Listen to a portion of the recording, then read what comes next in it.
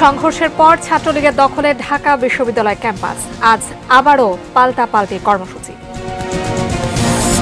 বিদ্যুৎ প্রিপেইডে ৫ লাখ মিটারের ত্রুটি, ভোগান্তি গ্রাহকের। রপ্তানি আয়ের তথ্যের গরমিল পাল্টে দেবে অর্থনীতির নানা হিসাব নিকাশ। বেসরকারি টিভিগুলোকে পে চ্যানেল করার প্রস্তাব ডক্টর মাহফুজুর রহমানের। এবং ট্রাম্পকে রিপাবলিকান পার্টির প্রেসিডেন্ট প্রার্থী ঘোষণা, running mate JD veins. Sponsored by Abiba Finance Limited.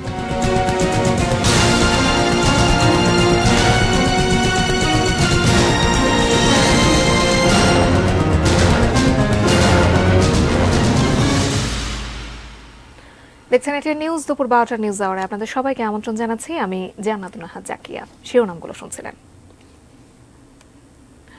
দর্শক, প্রধানমন্ত্রীর কার্যালয়ে প্রধানমন্ত্রী ফেলোশিপ 2024 অ্যাওয়ার্ড প্রদান অনুষ্ঠানে বক্তব্য রাখছেন প্রধানমন্ত্রী শেখ হাসিনা। আমরা সরাসরি চলে যাচ্ছি সেখানে। 4,466 কোটি টাকা এগুলি আমরা বরাদ্দ দিয়েছি, কারণ আমি সবসময় এটাই বিশ্বাস করি যে গবেষণা একান্তভাবে দরকার। আমরা মোবাইল নেটওয়ার্ক, ভিস্যাট স্থাপন এবং এতে বেশিরভাগ আমরা ব্যক্তি খাতকে সুযোগ দিই। কম্পিউটার এবং যন্ত্রাংশের উপর দিয়ে সমস্ত ট্যাক্সগুলি কমিয়ে মানুষ স্বল্প হিসেবে পায় সে ব্যবস্থা নিই। কারণ আমরা প্রথম আমাদের পার্টির জন্য 91 সালে যখন কম্পিউটার কিনতে যাই, তখন দেখলাম 3,50,000 টাকা, 3,50,000 টাকার উপরে আমাদের লেগেছিল সেই কম্পিউটার কিনতে। যার জন্য পরবর্তীতে যখন আমি সরকারে আসি, আমরা সবগুলি ট্যাক্স কমিয়ে দিই। অবশ্য এই ব্যাপারে আমাকে কম্পিউটার শিক্ষা এবং কম্পিউটার সম্পর্কে জ্ঞান এবং কম্পিউটার চালানো এগুলি আমি আমার ছেলের কাছ থেকে শিখেছি। ওই মুক্তিযুদ্ধের সময় জেলখানায় যে ছেলেটা জন্ম হয়েছিল, সজীব ওয়াজেদ জয়, সেই কিন্তু শেখায় এবং তারই পরামর্শ ছিল যে সব ট্যাক্স কমিয়ে দাও, এগুলি সহজলভ্য করো, কম দামে যেন সবাই কিনতে পারে সেই ব্যবস্থাটা করতে হবে। আমরা সেটাই করেছি এবং প্রথম ট্রেনিংটাও, এই কোর্স চালু, সেটাও ওরা দিয়ে করা। এভাবে আমরা বিভিন্ন করি এবং উচ্চশিক্ষায় আমরা বঙ্গবন্ধু বৃত্তিও চালু করে দিই। জাতীয় বিজ্ঞান ও প্রযুক্তি ফেলোশিপের আওতায় আমরা 986 জন শিক্ষার্থী এবং গবেষককে 1,95,00,000 টাকা বৃত্তি অনুদান প্রদান করি। সবথেকে বড় কথা যে সেই সময় আমরা এইভাবে যে ফেলোশিপ দিয়েছিলাম এবং বিদেশে পিএইচডি করতে বা উচ্চ ডিগ্রি অর্জনের জন্য যাদের পাঠিয়েছিলাম, অনেকেই তখন সম্পন্ন করতে পারেনি। দুর্ভাগ্যের বিষয় 2001-এ সরকার আসতে পারেনি। যখন 2001-এ সরকার আসতে পারলাম না, বিএনপি ক্ষমতা এসেই আমাদের সেই ফেলোশিপটা বন্ধ করে দিল। এই বন্ধ করার ফলে অনেকে মাঝপথেই তাদের ওখান থেকে ছেড়ে চলে আসতে হয়েছিল, আর অনেকে কষ্ট করে থেকে গিয়েছিল সে সম্পন্ন করতে, আর অনেকে যাবার সুযোগই পায়নি। যেমন আমাদের মুখ্য সচিব, তখন তিনি আমার যিনি মুখ্য সচিব ছিলেন ডক্টর সামাদ, তার প্রাইভেট সেক্রেটারি ছিলেন। তিনি এই স্কলারশিপটা পেয়েছিলেন, কিন্তু সেটা যাওয়ার সুযোগ পায়নি। আমি তাই জিজ্ঞেস করছিলাম যে তুমি আবার পরে গেলে না কেন? তার পিএইচডি করার কথা ছিল, কিন্তু আর করেও নি, কারণ মনটাই ভেঙে গিয়েছিল। এটা বাস্তব। আমি এখন তাকে বলি যে তুই আবার করো, আবার গবেষণা করো, কিন্তু এটা হলো বাস্তবতা যে বন্ধ করে দিল। আমার কাছে অবাক লাগে যে এই যে মাঝপথে বন্ধ করে দেওয়াতে কত মানুষ যে বিপদে পড়েছিল এবং অনেকে সম্পন্ন না করে চলে আসতে হলো। যাক, 2008 পর্যন্ত, সেই 2001 থেকে 8 আরেকটা অন্ধকার সময় আমরা পার করেছি। 2008-এ যখন নির্বাচন হলো, আমরা আবার জনগণের ম্যান্ডেট পেলাম এবং 2008-এর নির্বাচনে আওয়ামী লীগ এককভাবে 233টা সিট পেয়েছিল, আর যৌথভাবে তো আরও বেশি, আর বিএনপি পেয়েছিল মাত্র 30টা সিট। যাক, আমরা সরকার গঠন করলাম। সরকার গঠন করেই কিন্তু আমরা উদ্যোগ নিলাম যে আমাদের বিশ্ববিদ্যালয় বাড়াতে হবে, গবেষণা বাড়াতে হবে, শিক্ষার মান উন্নত করতে হবে এবং ব্যবস্থা নিতে হবে এবং শিক্ষা নীতিমালা প্রণয়ন করতে হবে। পুনরায় আবার আমরা কমিশন গঠন করে শিক্ষা নীতিমালা প্রণয়ন করলাম এবং পাবলিক বিশ্ববিদ্যালয় 30টা, 63টি প্রাইভেট বিশ্ববিদ্যালয় প্রতিষ্ঠা করেছে এ পর্যন্ত। তার মধ্যে কৃষি, ভেটেরিনারি অ্যান্ড অ্যানিম্যাল সায়েন্স, বিজ্ঞান ও প্রযুক্তি, চিকিৎসা, ডিজিটাল, ইসলামী আরবি বিশ্ববিদ্যালয়, টেক্সটাইল বিশ্ববিদ্যালয়, মেরিটাইম বিশ্ববিদ্যালয়, অ্যাভিয়েশন ও অ্যারোস্পেস। কারণ আমাদের তো গবেষণা করতে হবে অ্যাভিয়েশন এবং অ্যারোস্পেস। আমরা তো চাঁদেও যাব, কাজে সেটা লোক তৈরি করতে হবে, কাজে সেদিকে লক্ষ্য রেখেই ইউনিভার্সিটি করে দিয়েছি। বেসরকারি ফ্যাশন ও ডিজাইন, কারণ আমাদের ফ্যাশন ডিজাইনেরও কোনো ছিল না, অথচ গার্মেন্টস আমরা রপ্তানি করি, কিন্তু ফ্যাশন ডিজাইনটা তো এটা আধুনিক, সবসময় মানে এটা কাজে লাগে। কাজে আমরা এটা অবশ্য বেসরকারিভাবেই করিয়েছি। ফ্যাশন ও ডিজাইন প্রযুক্তি বিশ্ববিদ্যালয়, বিশেষায়িত বিশ্ববিদ্যালয়, প্রতিটি উপজেলায় কারিগরি প্রশিক্ষণ কেন্দ্র।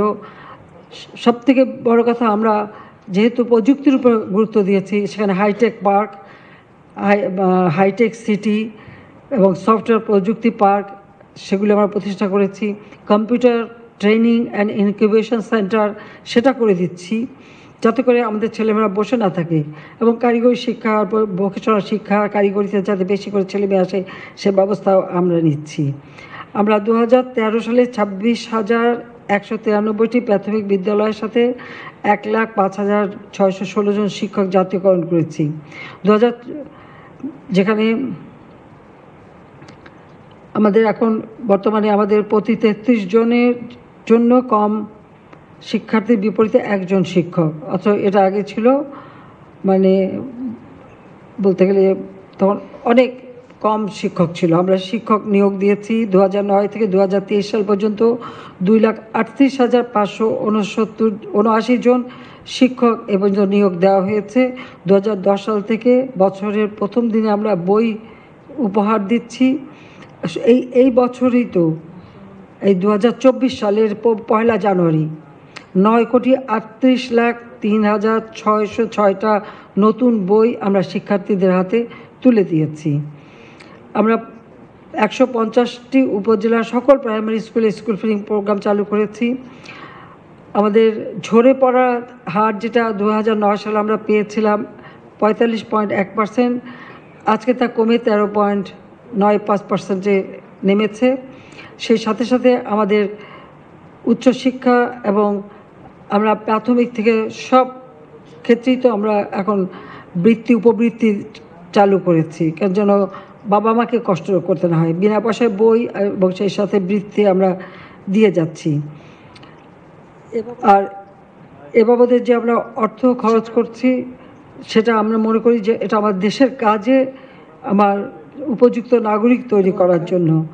এবং কারিগরি শিক্ষায় ভর্তিকৃত শিক্ষার্থী 5,41,656 জন, এবং 2022 সালে তা বৃদ্ধি পেয়েছে 15 লাখে, 15,81,485 জনে উন্নীত হয়েছে। আমরা প্রত্যেকটা উপজেলা একটা করে ট্রেনিং সেন্টার করে দিচ্ছি। টিটিসি প্রতিষ্ঠা করা হয়েছে, প্রায় 100টি, 91টির শিক্ষা কার্যক্রম চালু। আর তাছাড়া প্রত্যেকটা বিভাগীয় অঞ্চলে আমরা এবার পদক্ষেপ নিয়েছি।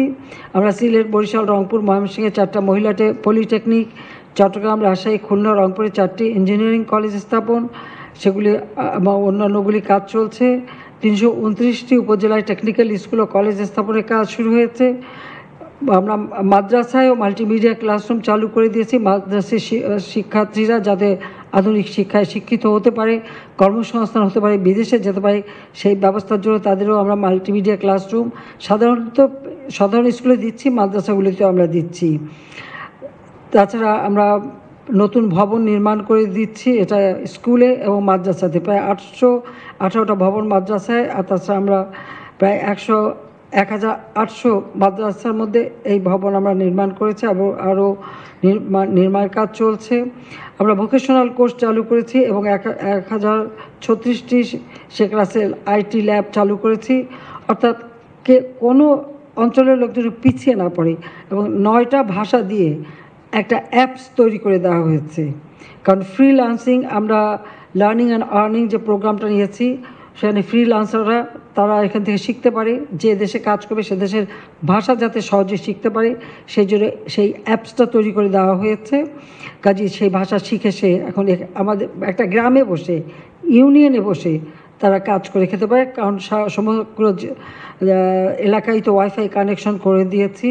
ইতিমধ্যে ব্রডব্যান্ড সংযোগও দেওয়া হচ্ছে, আর স্যাটেলাইট বঙ্গবন্ধু 1 থেকেও সংযোগ স্থাপন করা যায়। দ্বিতীয় স্যাটেলাইটটা যেটা করব সেটা আরও উন্নত মানের করব, সে ব্যাপারে আমরা পদক্ষেপ নিয়েছি, সেটা কার্যক্রম শুরু হয়ে গেছে। আগামী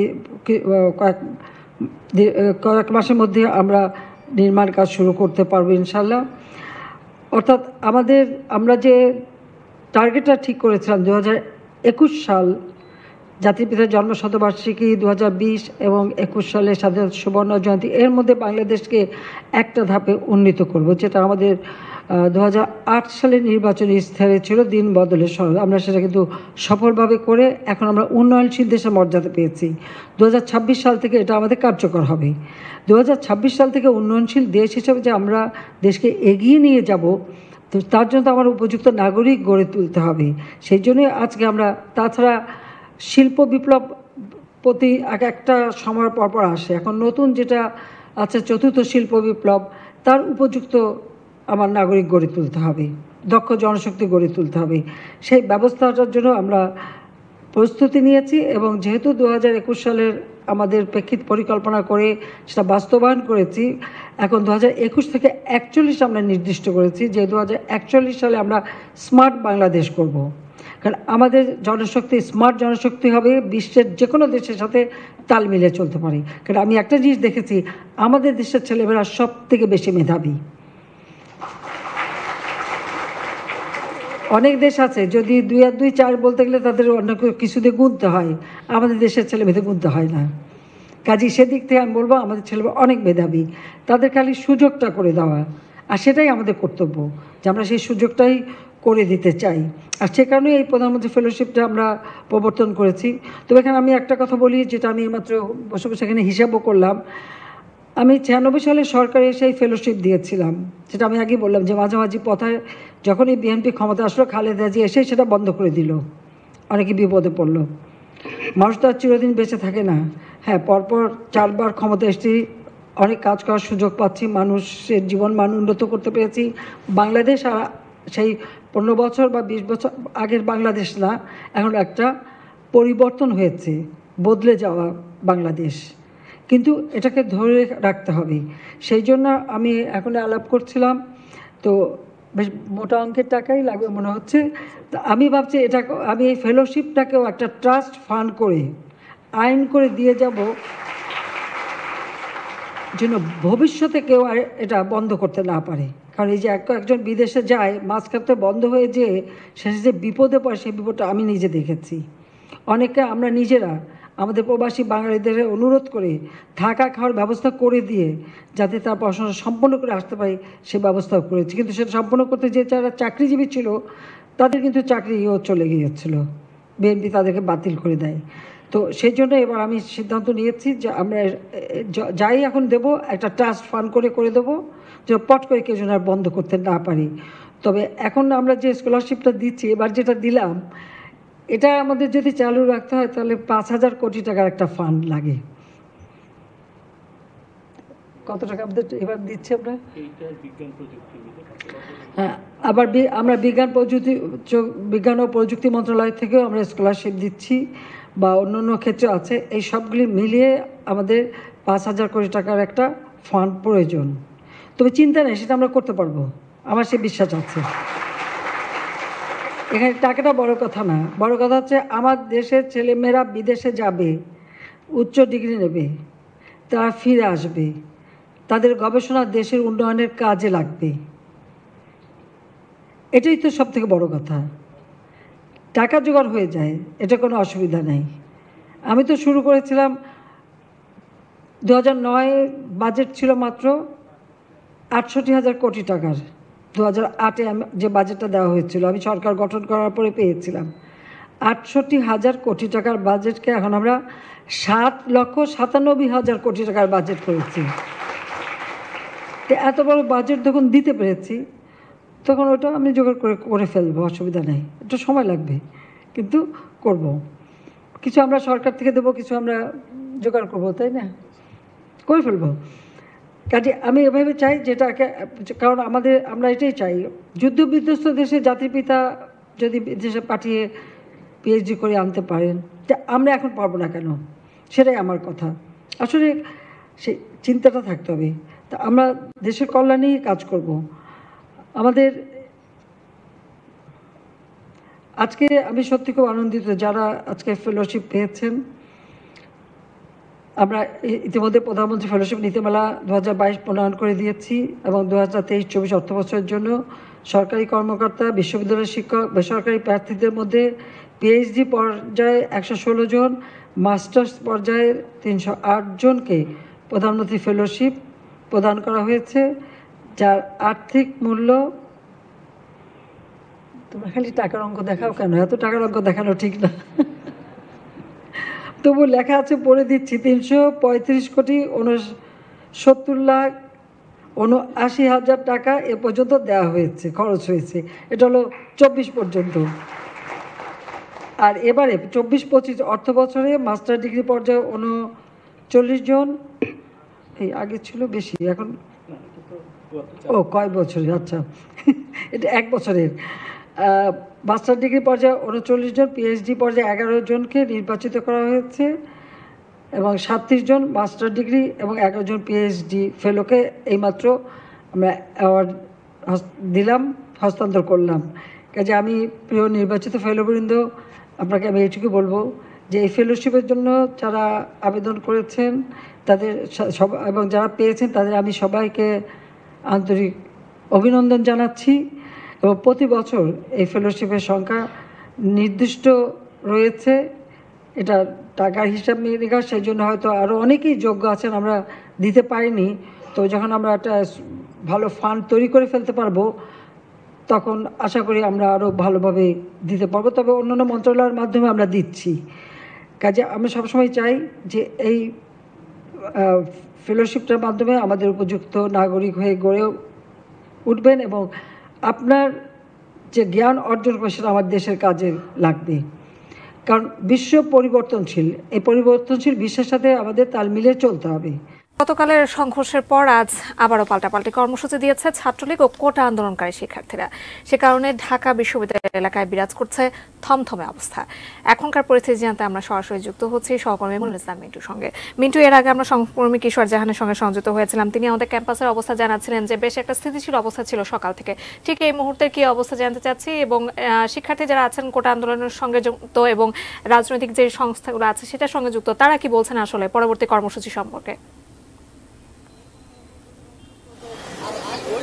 ঠিকই বলেছেন, গতকালকের ঘটনার পরে এবং বলা যায় যে গভীর রাত পর্যন্তই দুই পক্ষই ক্যাম্পাসে অবস্থান ছিল এবং এরপরে আজ সকাল থেকে ক্যাম্পাসের মধ্যে বলা যায় এক ধরনের থমথমে অবস্থায় বিরাজ করছে এবং সেটি চলমান।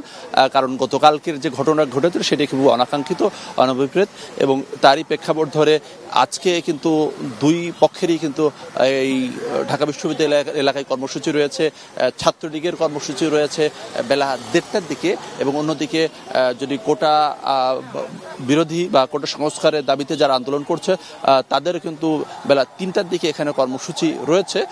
ফলে এখানে বলা যায় কিছু যানবাহন বিশ্ববিদ্যালয় ক্যাম্পাসের ভিতর দিয়ে চলাচল করছে, কিন্তু তারপরেও অন্যদের চেষ্টা যে এই এলাকাটি এড়িয়ে যাওয়ার জন্য। আমরা সকাল থেকে যদি বলি ছাত্রলীগের দু একটি হল পর্যায়ে দু একটা বিচ্ছিন্ন মিছিল দেখেছি, কিন্তু সংগঠিতভাবে ছাত্রলীগ এখনো ক্যাম্পাসে ওরকম মহড়া দিয়েছে বা মিছিল করেছে সেটি আমরা এখন পর্যন্ত দেখিনি।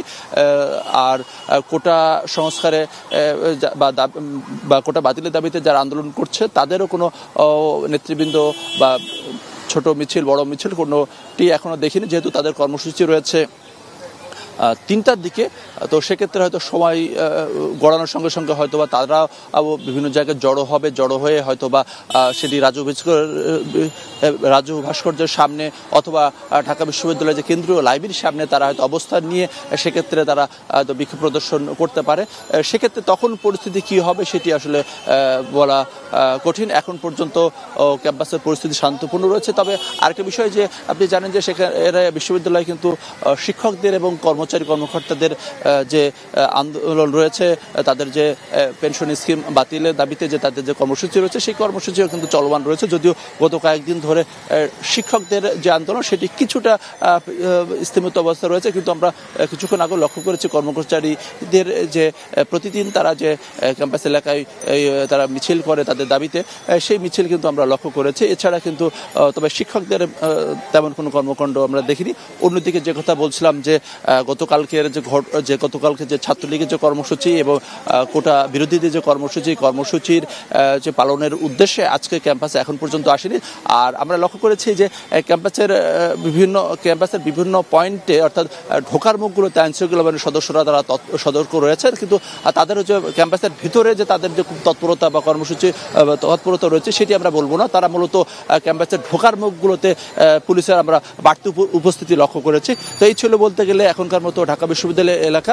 এখন পর্যন্ত তেমন কোনো মিছিল মিটিং বা কোনো অপ্রীতিকর ঘটনার খবর নেই, তবে এক ধরনের থমথমে অবস্থা কিন্তু সেটি বিরাজ করছে। মিন্টু, ধন্যবাদ আপনাকে। আপনি সেখানে থাকুন, নিশ্চয়ই পরবর্তী সংবাদে আবারও আপনার সঙ্গে সংযুক্ত হব। সহকর্মী মনিরুল ইসলাম মিন্টু আমাদের সঙ্গে ঢাকা বিশ্ববিদ্যালয় ক্যাম্পাস থেকে সংযুক্ত হয়েছিলেন।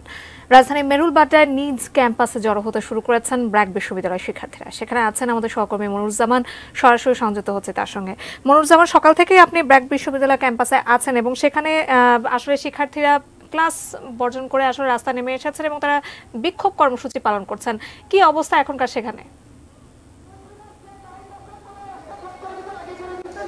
ধন্যবাদ জাকিয়া। প্রায় 1.5 ঘন্টার বেশি সময় ধরে ব্র্যাক বিশ্ববিদ্যালয়ের শিক্ষার্থীরা তাদের ক্যাম্পাসের সামনের যে সড়ক সেই সড়ক অবরোধ করে অবস্থান নিয়েছে এবং এই 1.5 ঘন্টা ধরেই কিন্তু তারা কোটার বিপক্ষে নানা ধরনের প্রতিবাদমুখী যে স্লোগান সেসব দিচ্ছেন এবং তারা এই কোটা সংস্কারের দাবি জানিয়ে যাচ্ছেন। পাশাপাশি গতকালকে ঢাকা বিশ্ববিদ্যালয় ক্যাম্পাসে কোটা বিরোধী আন্দোলনকারীদের উপর যেই হামলা চালানো হয় তাদের দাবি ছাত্রলীগের দুর্বৃত্তরা তাদের উপর হামলা করে এবং সেই হামলায় তাদের শতাধিক আহত হয়েছে এটি দাবি করে তারা বলছেন যে এই আন্দোলনকারী যাদেরকে আহত করা হয়েছে সেই সব ঘটনার বিচার করতে হবে এবং এই গতকালকে হামলার দায় যাদের আছে তাদের শনাক্ত করে বিচারের দাবি জানিয়েছেন এবং পাশাপাশি তারা বলছেন যে তাদের যেই যৌক্তিক দাবি নিয়ে বেশ কয়েকদিন ধরেই তারা আন্দোলন করছেন সেই যৌক্তিক দাবিকে যৌক্তিকভাবে সমাধান না করে তাদের ওপর বল প্রয়োগ করার চেষ্টা করা হচ্ছে এবং সেই বল প্রয়োগ করেই কিন্তু তাদের যৌক্তিক দাবি দমানোর চেষ্টা করা হচ্ছে। কিন্তু তারা বলছেন যে তাদের এই দাবি যতদিন পর্যন্ত মানা না হবে কিংবা একটি সুষ্ঠু সমাধান না হবে ততদিন পর্যন্ত তারা তাদের আন্দোলন কর্মসূচি চালিয়ে যাবেন এবং তাদের যত ভয় ভীতি দেখানো হোক তারা সেটিকে কর্ণপাত করবেন না, অর্থাৎ তারা ভয় পাবেন না এবং তাদের বিরুদ্ধে অর্থাৎ আন্দোলনকারীদের বিরুদ্ধে অজ্ঞাতনামা যেই আন্দোলনকারীদের নামে একটি মামলা করা হয়েছে পুলিশের পক্ষ থেকে সেই মামলা তুলে নেওয়ারও দাবি জানাচ্ছেন। আমরা গত 1.5 ঘন্টা ধরেই এখানে দেখছি যে সড়কে যদিও শান্তিপূর্ণ অবস্থান নিয়েছেন কিন্তু এই অবস্থান নেয়ার ফলে দুই পাশের সড়ক দিয়ে যান চলাচল বন্ধ হয়ে গেছে। এখান থেকে এই ক্যাম্পাসের সামনে দিয়ে নতুন বাজারের দিকে যে যান চলাচল সেটি বন্ধ রয়েছে, পাশাপাশি তার উল্টো পাশ দিয়ে মালিবাগ কিংবা রামপুরার দিকে যেই যান চলাচল সেটিও কিন্তু বন্ধ রয়েছে। প্রায় 1.5 ঘন্টা ধরে এই যে অবস্থান কর্মসূচি সেই কর্মসূচিতে সাধারণ মানুষের কিন্তু কিছুটা ভোগান্তিও হচ্ছে, কারণ যানবাহন চলাচল করতে না পারায় পায়ে হেঁটে সাধারণ মানুষ যারা আছেন তাদেরকে সেই গন্তব্যে যেতে হচ্ছে এবং আমরা জানি আমি এখন যেহেতু বেসরকারি বিশ্ববিদ্যালয়ের সামনে আছি আমাদের কাছে বেশ কিছু তথ্য রয়েছে যেমন মোহাম্মদপুর বেরিবাদ এলাকায় ইউল্যাব ইউনিভার্সিটির শিক্ষার্থীরা সেখানে রাস্তা অবরোধ করে যান চলাচল বন্ধ করে রেখেছেন। একইভাবে বনানীতে অবস্থান নিয়েছেন এআইইউবির স্টুডেন্টরা, পাশাপাশি উত্তরার 11 নম্বর সেক্টরে সেখানকার 5টি বিশ্ববিদ্যালয়ের শিক্ষার্থীরা একই দাবিতে আন্দোলন কর্মসূচি চালিয়ে যাচ্ছেন। তো এখন এই মুহূর্তে রাজধানীর মেরুলবাড্ডা এলাকা থেকে এই ছিল আমার কাছে আন্দোলন কর্মসূচির সর্বশেষ পরিস্থিতি। মনিরুজ্জামান, ধন্যবাদ আপনাকে। মেরুলবাড্ডা থেকে ব্র্যাক বিশ্ববিদ্যালয়ের শিক্ষার্থীরা আসলে তাদের ক্যাম্পাসের সামনে বিক্ষোভ মিছিল করছে এবং সেখানকার পরিস্থিতি জানাতে সহকর্মী মনিরুজ্জামান আমাদের সঙ্গে সংযুক্ত হয়েছিলেন। আমরা খুলনা পরিস্থিতি জানবো। সেখানে বিএল কলেজে কোটা বিরোধী আন্দোলনরত শিক্ষার্থীরা সকালে খুলনা যশোর সড়ক অবরোধ করে রাখেন। এই মুহূর্তে নগরীর শিববাড়ি মোড় ঘেরাও করার উদ্দেশ্যে বিক্ষোভ মিছিল নিয়ে তারা এগিয়ে যাচ্ছে। সেখানে আছেন প্রতিনিধি পলাশ চন্দ্র ঢালী, আমরা যুক্ত হচ্ছি তার সঙ্গে। পলাশ, কি অবস্থা সেখানে? বিক্ষোভ মিছিল সম্পর্কে নিশ্চয়ই আমাদেরকে জানাবেন। খুলনা যে বিএল কলেজের শিক্ষার্থীরা তারা এই মুহূর্তে মিছিল নিয়ে তারা অগ্রসর হচ্ছে এবং এর আগে 10:30টায় কিন্তু খুলনার যে নতুন রাস্তা মোড়, খুলনা যশোরের যে সড়ক, প্রধান সড়ক, সেই সড়কের কিন্তু তারা অবরোধ করে রাখে এবং এরপর এখন কিন্তু তারা অগ্রসর হচ্ছে মিছিল নিয়ে, যে তারা এখন যাচ্ছে খুলনার যে শিববাড়ি মোড় তারা ঘেরাও করার উদ্দেশ্যে তারা সেদিকে এগিয়ে যাচ্ছে। এবং তারা যেটা আমাদেরকে বলেছে যে তাদের যে আন্দোলন, যেহেতু আপনি জানেন যে তারা আমাদেরকে বলেছে যে ছাত্রলীগ এবং পুলিশের যে হামলা, তাদের যে আন্দোলন, সেই আন্দোলনের উপরে তাদের যে হামলা হয়েছে, সেই হামলার প্রতিবাদ এবং কোটা বাতিলের দাবিতে কিন্তু তারা তাদের সেই আন্দোলনের অংশ হিসেবে কিন্তু তারা সকালে অবরোধ করে রাখে বিশ্ববিদ্যালয় খুলনা বিএল কলেজের শিক্ষার্থীরা। এবং তারা এখন যে মিছিল করছে সেখানে যে তুমি কে আমি কে, রাজাকার কে বলেছে সরকার এই বলেই কিন্তু তারা সেই মিছিল কিন্তু তারা আজকেও সেটি করছে। এবং এই মুহূর্তে তারা আপনি দেখতে পাচ্ছেন যে তারা অগ্রসর হচ্ছে এবং তারা এর পরবর্তীতে খুলনা মহানগরীর গুরুত্বপূর্ণ এলাকা শিববাড়ি মোড় কিন্তু তারা ঘেরাও করার উদ্দেশ্যে কিন্তু তারা অগ্রসর হচ্ছে। আপনি দেখতে পাচ্ছেন যে বিএল কলেজের যে সকল শিক্ষার্থী তারা কিন্তু নতুন রাস্তা মোড় থেকে তারা মূলত পায়ে হেঁটে তারা মিছিল করতে করতে কিন্তু তারা যাচ্ছে যে কোটা বিরোধী যে আন্দোলন, সেই আন্দোলনের অংশ হিসেবে এর আগে আমরা খুলনা বিশ্ববিদ্যালয়ের শিক্ষার্থীদের খুলনা 0 পয়েন্টের আন্দোলন দেখিয়েছি গত কয়েকদিন ধরে। আজকে তারা কিন্তু এখানে বিভিন্ন রকমের স্লোগান দিচ্ছে, কেউ বলছে ভুয়া, কেউ বলছে যে কোটা বাতিলের দাবি, এবং বিভিন্ন রকম স্লোগান দিয়ে কিন্তু তারা অগ্রসর হচ্ছে। এখানে কিন্তু অসংখ্য শিক্ষার্থীরা কিন্তু রয়েছে, দেখতে পাচ্ছেন। এই ছিল জাকিয়া খুলনার যে কোটা বিরোধী যে আন্দোলন, খুলনা বিএল কলেজের শিক্ষার্থীদের যে আন্দোলন, তাদের যে মিছিল করছে তার পলাশ, ধন্যবাদ আপনাকে। আমরাও নিশ্চয়ই আপনার সঙ্গে সংযুক্ত হব। দর্শক, খুলনা বিএল কলেজের কোটা বিরোধী আন্দোলনরত শিক্ষার্থীরা বিক্ষোভ মিছিল করছে, এ নিয়ে বিস্তারিত জানাতে সহকর্মী পলাশ চন্দ্র ঢালি আমাদের সঙ্গে সংযুক্ত হয়েছিলেন। নিশ্চয়ই আমরা পরবর্তী অংশে এ সম্পর্কে আরো বিস্তারিত খবর আপনাদেরকে জানাতে পারবো। এবারে দেখবেন business news presented by Pubali bank PLC.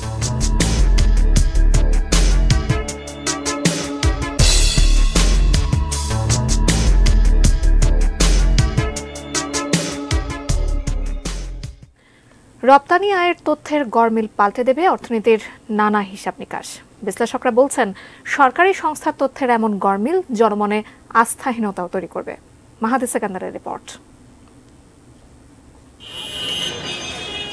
রপ্তানি আয়ের হিসাবে বড় পার্থক্য বাংলাদেশ ব্যাংক ও ইপিবির দেয়া তথ্যে। ইপিবি বলছে বিদায়ী অর্থ বছরের 10 মাসে পণ্য রপ্তানি বেড়েছে, তবে বাংলাদেশ ব্যাংক বলছে তার উল্টো। তাদের হিসাবে বরং 10 মাসে পণ্য রপ্তানি কমেছে। বাংলাদেশ ব্যাংক ও ইপিবির মধ্যে রপ্তানি আয়ের পার্থক্য প্রায় $1400 কোটি। ব্যবসায়ীরাও বলছেন ইপিবির এই বাড়তি হিসাব প্রভাব ফেলেছে রপ্তানিতেও। রপ্তানি বাড়ছে মনে করে সরছে সুবিধা, ফলে উল্টো এখন রপ্তানিও কমছে। ফাইন্যান্সিয়াল মনিটারি পলিসি তৈরিতে এই ডেটা একটি অত্যন্ত বিশাল প্রভাব ফেলে। এই ডেটাটি যখন রং হয় তা আমরা কিন্তু খুবই একটা খারাপ অবস্থার মধ্যে পড়ি। তথ্যের কারণে অলরেডি সরকার যে ইকোনমিক পলিসি নিয়েছে, সরকার যে ওভারঅল মনিটারি পলিসি এবং ফিসকাল পলিসি এবং নীতিগত সহায়তা আমাদেরকে দিচ্ছে, সেটি কিন্তু সম্পূর্ণ প্রত্যাহার করে নিয়েছে। অর্থনীতি বিশ্লেষকরা বলছেন সরকারি সংস্থার তথ্য প্রভাব ফেলবে অর্থনীতিতে। জিডিপি কমছে প্রায় $900 কোটি, পাশাপাশি প্রভাব পড়বে আরও নানা খাতে। এক হিসাব যখন ভুল হয়, এই হিসাব যখন অন্যান্য জায়গায় ব্যবহার করা হয়, বাকি তথ্যগুলাও কিন্তু ভুল। জিডিপির পরিমাণ হিসাব করি, তখন জিডিপির মধ্যে একটা উপাদান কিন্তু হচ্ছে এক্সপোর্ট, অর্থাৎ সেই এক্সপোর্টটা যখন বেশি দেখানো হয় তখন কিন্তু আমাদের জিডিপির পরিমাণটা বেশি। যখন জানবেন এটা প্রকৃত চিত্র নয়, তখন দেশের সমগ্র সূচকগুলোর প্রতি এবং রাষ্ট্রীয় এজেন্সি সেগুলার প্রতিও কিন্তু আস্থাহীনতা আসবে। রপ্তানি তথ্যের গরমিল মেটাতে সরকারি বিভিন্ন সংস্থার মধ্যে সমন্বয় দরকার বলেও মত তার। মাহাদি সেকেন্দার, এটিএন নিউজ, ঢাকা। আমরা আবারও কোটা বিরোধী আন্দোলন প্রসঙ্গে ফিরে যেতে চাই। রাজশাহীতে কোটা সংস্কারের দাবিতে রাজশাহী ঢাকা বাইপাস সড়ক অবরোধ করে অবস্থান কর্মসূচি পালন করছে বরেন্দ্র বিশ্ববিদ্যালয়ের শিক্ষার্থীরা। বিস্তারিত জানতে যুক্ত হচ্ছি আমাদের সহকর্মী বুলবুল হাবিবের সঙ্গে। বরেন্দ্র বিশ্ববিদ্যালয়ের শিক্ষার্থীরা যে বিক্ষোভ মিছিল করছেন এবং ঘেরাও কর্মসূচি যে পালন করতে যাচ্ছেন সে সম্পর্কে আপনার কাছ থেকে জানতে চাচ্ছি। বুলবুল হাবিব নিশ্চয়ই আমাদেরকে বিস্তারিত জানাবেন। এর আগে আমরা ঢাকা সহ আসলে আমাদের সহকর্মীরা যারা আছেন বিভিন্ন জায়গায় তারা আমাদেরকে জানাচ্ছিলেন যে আজকে কি পরিস্থিতি। আজকে পাল্টাপাল্টি সমাবেশ আছে, আপনারা নিশ্চয়ই জানেন যে ছাত্র সংগঠনগুলোর তারা দুপুর ৩টার পর থেকে তাদের যে কর্মসূচি তারা পালন করতে যাচ্ছে এবং ছাত্র যে সংগঠন আছে রাজনৈতিক সংগঠন থেকে সেখানকেও পাল্টাপাল্টি সমাবেশ এবং কর্মসূচি তারা ঘোষণা করেছে। ইতিমধ্যে রাজু ভাস্কর্যের সামনে কর্মসূচি ঘোষণা করেছে ছাত্রলীগ, সে সম্পর্কেও কিন্তু আমরা আপনাদেরকে জানিয়েছি। আমরা রাজশাহীর প্রতিনিধি বুলবুল হাবিবের সঙ্গে পরবর্তীতে যোগাযোগ করার চেষ্টা করছি। তার আগে একটা বিরতি নিয়ে ফিরছি। দর্শক নিশ্চয়ই আমাদের সঙ্গেই থাকবেন। শ্রেষ্ঠ রিপোর্টার, ক্যামেরাম্যান, ভিডিও এডিটর সহ বিভিন্ন ক্ষেত্রে বিভাগের ২৪ জনকে ভালো কাজের স্বীকৃতি স্বরূপ সম্মান জানালো এটিএন বাংলা। একজনকে দেওয়া হলো আজীবন সম্মাননা। প্রতিষ্ঠানের ২৮তম প্রতিষ্ঠা বার্ষিকীর অনুষ্ঠানে এটিএন নিউজ ও ATN Bangla chairman doctor Mahfuzur Rahman TRP বাড়াতে বিভ্রান্তিমূলক তথ্য প্রচার না করতে কর্মীদের প্রতি আহ্বান জানান। তুমি কোন শহরের মাইয়া গো লাগে উড়াধুরা, তুমি কোন শহরের মাইয়া গো লাগে উড়াধুরা। অ্যাকশন বিয়া আমার আসছে। জন্মবার্ষিকী উপমহাদেশের প্রথম স্যাটেলাইট টেলিভিশন এটিএন বাংলার। বিশেষ এই দিনটিতে এফডিসিতে এটিএন বাংলা পরিবারের সদস্যদের জমজমাট আনন্দ আয়োজন। শুধু উদযাপন নয়, সেই সঙ্গে কাজের স্বীকৃতি। ATN Bangla performance award. সংবাদ এবং অনুষ্ঠানের বিভিন্ন বিভাগের সেরা কর্মীদের হাতে পুরস্কার তুলে দেন প্রতিষ্ঠানের অভিভাবক এটিএন নিউজ ও এটিএন বাংলার চেয়ারম্যান ডক্টর মাহফুজুর রহমান। আজীবন সম্মাননা পুরস্কার পান কাজলী আহমেদ। অনুষ্ঠানে প্রধান অতিথি পররাষ্ট্রমন্ত্রী ডক্টর হাসান মাহমুদ আশা করেন মুক্তিযুদ্ধের চেতনা ধারণ করে মানবিক রাষ্ট্র গঠনে পথ দেখাবে এটিএন বাংলা। মানবিক রাষ্ট্র গঠন করার জন্য যদি এটিএন বাংলা কোনো বিশেষ প্রোগ্রাম লঞ্চ করে সেটি আমার মনে হয় অন্যদেরকে পথ দেখাবে।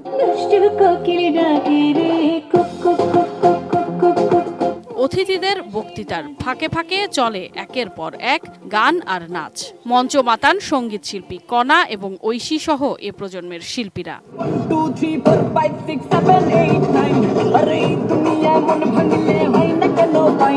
চ্যানেলের টিআরপি বাড়াতে গিয়ে যেন বিভ্রান্ত না ছড়ানো হয়, সংবাদ যেন হয় নিরপেক্ষ এবং সঠিক, সে তাগিদ দিলেন এটিএন নিউজ ও এটিএন বাংলার চেয়ারম্যান ডক্টর মাহফুজুর রহমান। মিডিয়ার লাইসেন্স বলে আমি যখন তখন যেখানে সেখানে লাইভ করে দেশের বিশৃঙ্খলা সৃষ্টি করা, এটা আমাদের কোনো চ্যানেলে করা উচিত না। টিআরপি কে আপ করার জন্য এমন কিছু করব না যেটা দেশের ক্ষতি করে, জনগণের ক্ষতি করে, দেশের সন্ত্রাস বাড়ায়। টেলিভিশন পরিচালনার চ্যালেঞ্জ মোকাবিলায় নীতিগত সহায়তা নিয়ে এগিয়ে আসতেও সরকারের প্রতি তাগিদ দেন তিনি। পে চ্যানেল ছাড়া আমরা কোনো চ্যানেল আগামীতে টিকে থাকতে পারবো না, কারণ চ্যানেল যত বাড়তেছে বিজ্ঞাপনদাতারা তত বেশি সুযোগ নিয়ে ফেলতেছে। অনুষ্ঠানে উপস্থিত ছিলেন এটিএন নিউজের নির্বাহী পরিচালক মোশাররফ হোসেন সহ দুই প্রতিষ্ঠানের ঊর্ধ্বতন কর্মকর্তারা। আনন্দ সন্ধ্যায় প্রধান আকর্ষণ ছিল ডক্টর মাহফুজুর রহমানের গান।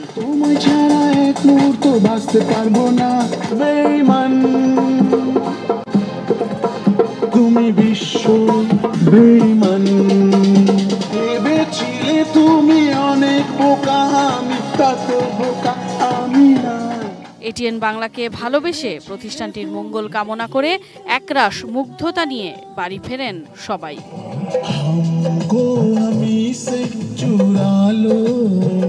Sadia Nancy, ATN news, Dhaka. এর আগে রাজধানীর কারওয়ান বাজারে এটিএন বাংলা কার্যালয়ে সোমবার দিনব্যাপী আয়োজন উদ্বোধন করেন জাতীয় সংসদের স্পিকার ডক্টর শিরিন শারমিন চৌধুরী। এতে দেশি চ্যানেলগুলোকে বাঁচাতে পে টেলিভিশনে রূপান্তরের আহ্বান জানান এটিএন নিউজ ও ATN Bangla chairman doctor Mahfuzur Rahman. 28 বছর আগের এক দূরদর্শিতা আজ সফল বাস্তবতা। জনপ্রিয়তায় দেশের গণ্ডি বহু আগেই পার করে গোটা বিশ্বের বাংলাভাষী মানুষের প্রিয় চ্যানেল এটিএন বাংলা। প্রতিষ্ঠাবার্ষিকীর আয়োজনে এরই ধারাবাহিকতা প্রত্যাশা করলেন অতিথিরা। দর্শকদের এটিএন বাংলার প্রতি আস্থা, সেই কারণেই তীব্র প্রতিযোগিতার মধ্যেও এই চ্যানেলটি এগিয়ে যাচ্ছে সফলতার সাথে। বাংলাদেশ যে বদলে গেছে সেই সমস্ত বারতা তারা সুন্দরভাবে পৌঁছে দিবেন, এটি আশা করি। এটিএন বাংলা বিরাট ভূমিকা রাখছে, আগামী দিনেও রাখবে, এটি আমার দৃঢ় বিশ্বাস। যত ইতিহাস, বাঙালির যত অর্জন, তার সবকিছুকে সবার মধ্যে ছড়িয়ে দিক। দিনব্যাপী আয়োজনে দেশের সকল রাজনৈতিক দলের প্রতিনিধিরা শুভেচ্ছা ও শুভকামনা জানালেন। এটিএন বাংলা যে গণমানুষের কথাই বরাবর বলে এসেছে, সেই স্বীকৃতি অতিথিদের কণ্ঠে। এটিএন বাংলা যে ভূমিকা রেখে চলেছেন এখন পর্যন্ত, পাইনিয়ার হিসাবে ভবিষ্যৎ গণমাধ্যমে যে কোনো ধরনের সামনের দিকে এগিয়ে যাওয়াকে ওনারা আরো সফলভাবে সহায়তা করবেন। বাংলাদেশের এত বাধা বিপত্তির মধ্যেও এটিএন বাংলা চেষ্টা করছে জনগণের সামনে তাদের কথাগুলো তুলে ধরার জন্য। বাংলাদেশের সাংবিধানিক শাসন, গণতান্ত্রিক শাসন এবং সমাজ বিকাশের ধারায় এটিএন বাংলা ওতপ্রোতভাবে একজন অংশীজন হিসেবে তাদের ভূমিকা রাখছে। দেশের গুরুত্বপূর্ণ সকল সংস্থার খবর, গঠনমূলক সমালোচনা, সেই সঙ্গে অগ্রগতির পরামর্শ, সব মিলিয়েই এত দূর এসেছে এই চ্যানেল। ঘুরে ফিরে বস্তুনিষ্ঠতা এবং নিরপেক্ষতার তাগিদ সবার কণ্ঠে। এটিএন বাংলার বস্তুনিষ্ঠ সংবাদ প্রচারের মাধ্যমে দেশ বিদেশে অসংখ্য দর্শক কাছে জনপ্রিয়তা অর্জন করে এখনও এক নম্বর চ্যানেল হিসেবে তাদের কাছে গ্রহণযোগ্যতা লাভ করে আসছে। এই তাদের বস্তুনিষ্ঠ সংবাদ এবং প্রোগ্রাম প্রচারের মাধ্যমে সবার কাছে যেন গ্রহণযোগ্যতা তাদের থাকে, এই আশাবাদ ব্যক্ত করছি।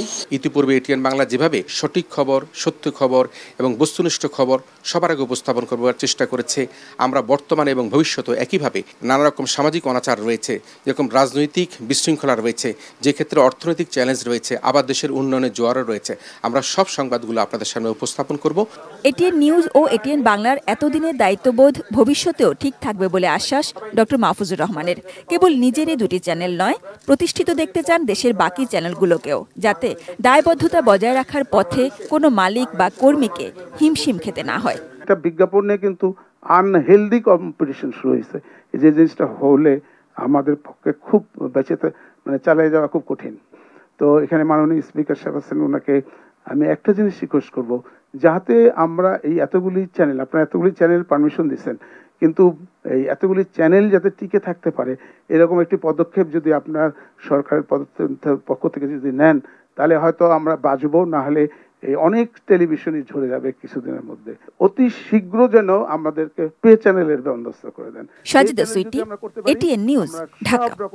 আমন্ত্রণ নিউজ আওয়ারে এবারে মেট্রো প্রেজেন্স কৃষি সংবাদ, সুজলা সুফলা।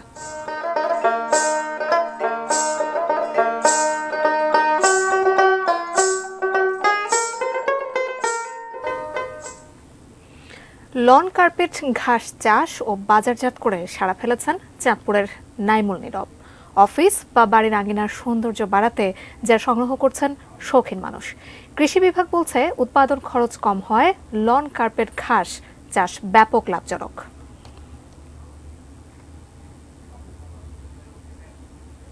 Ispahani sports news.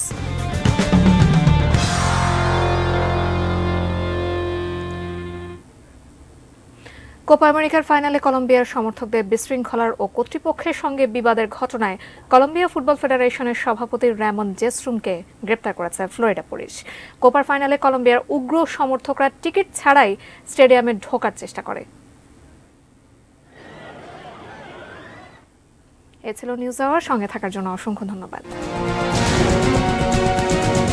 Sponsored by Abiba finance limited.